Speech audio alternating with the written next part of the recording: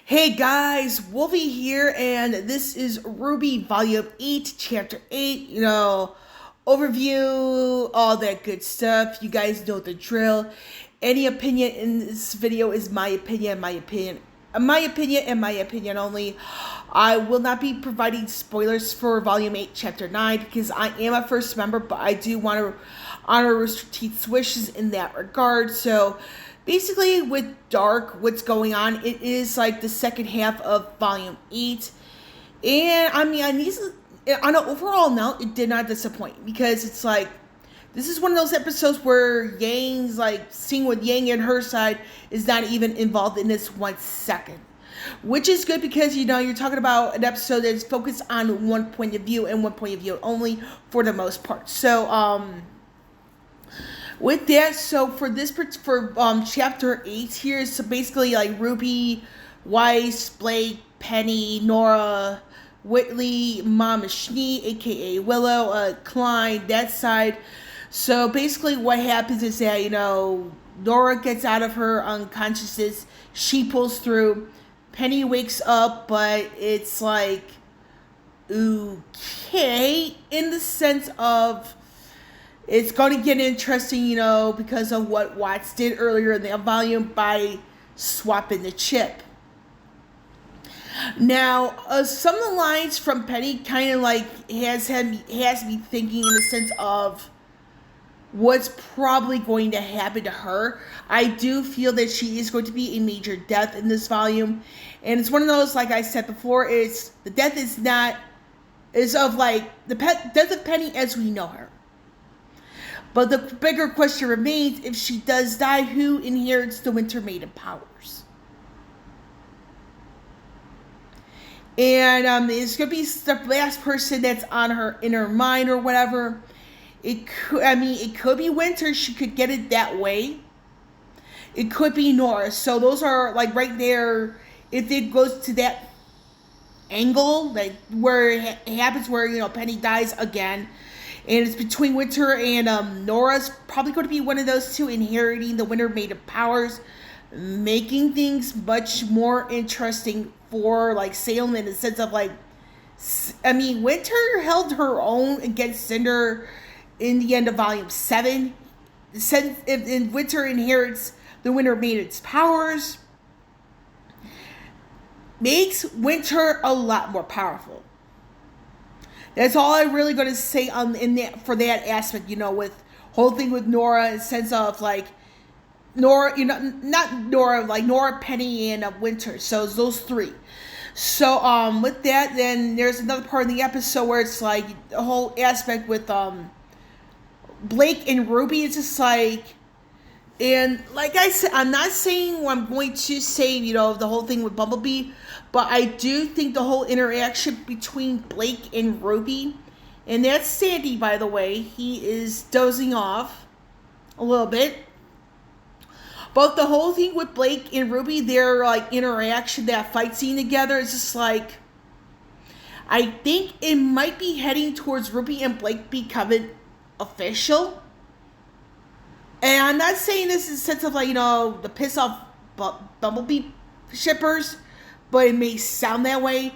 But if you look at how Blake is like telling Ruby, Blake believes in Ruby from day one, as opposed to how Yang was at the beginning of Volume 8, it kind of just shows you that, Ruby like may be younger than the rest of the team, but she has a wisdom beyond her years that had Blake believing that, a better future was possible for both humans and faunas to coexist in harmony. So I particularly enjoyed that dialogue. Now, the whole thing with Whitley, I do see a redemption arc for him coming in later, like, chapters and or volumes. I do see a major redemption for Whitley. Because in Volume 4, he was being a bit of an a-hole to Weiss. Now he's starting to realize here in Volume 8 that, maybe I could use my name for the greater good. For everybody, to get to, a safe place. And this is despite, Jacques being in jail, as well as Robin and Crow. And you notice I didn't mention Watts because Cinder does have him out of prison.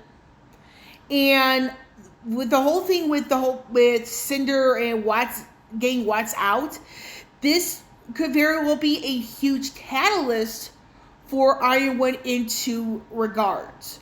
The first regard is the fact that Watts escaped once again.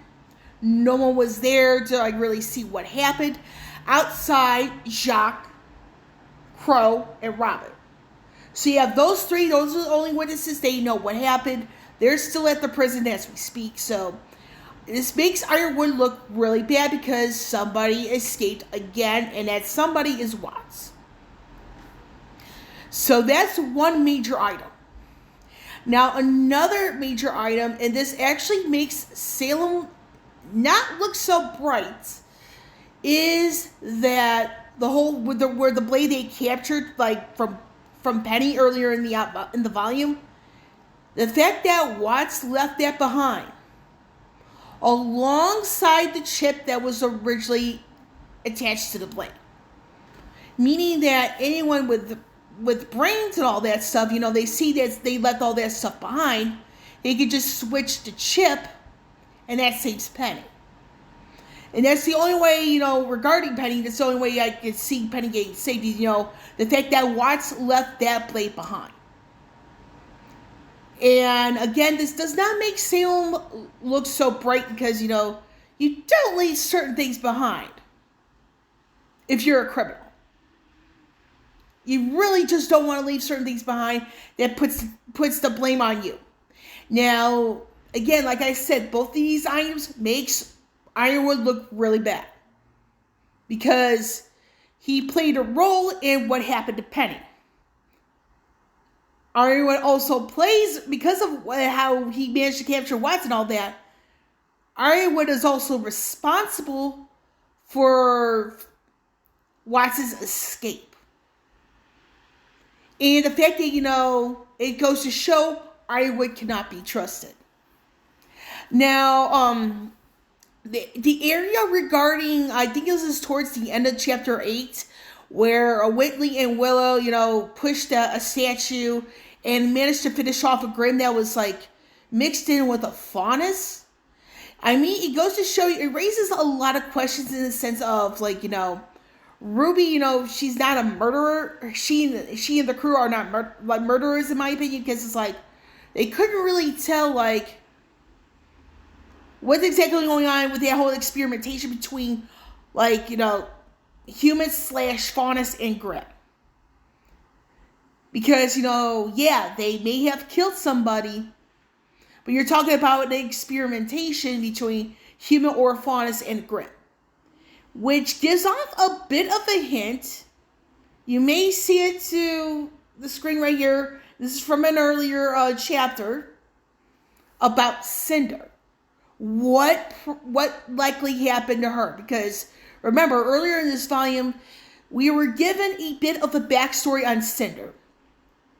Meaning that her child, her step-siblings, her stepmom, didn't treat her that well. She killed the person who tried to train her to become a huntress.